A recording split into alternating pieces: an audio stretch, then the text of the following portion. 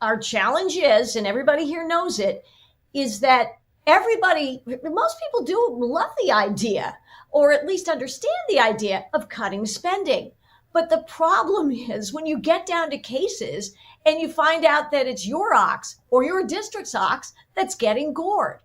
And then Right. it gets very, very tricky. And that's why, that's when the horse trading starts, well, yeah, and when you have earmarks, it gets easier. But of course, we don't want earmarks.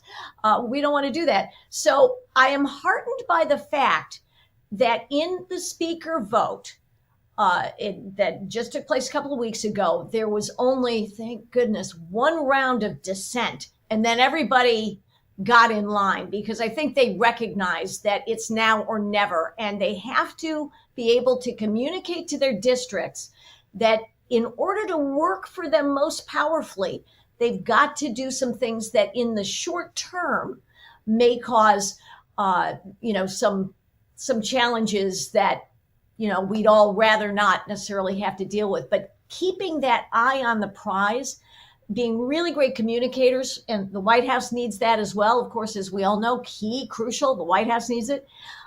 That's the way we're going to get this done. It's not going to be easy.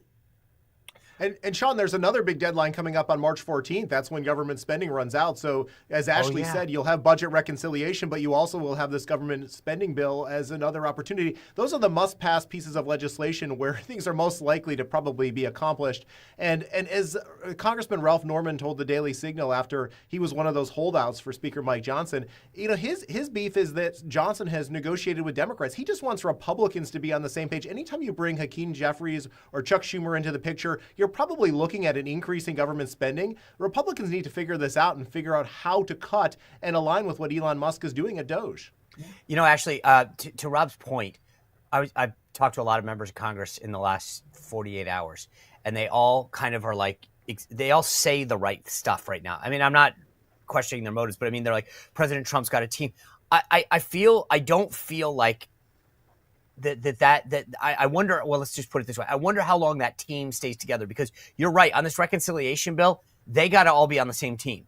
There's no Democrat that's going to vote for this, and they don't have room to spare. And they've got to keep focused on, as Nan put it correctly, the big prize.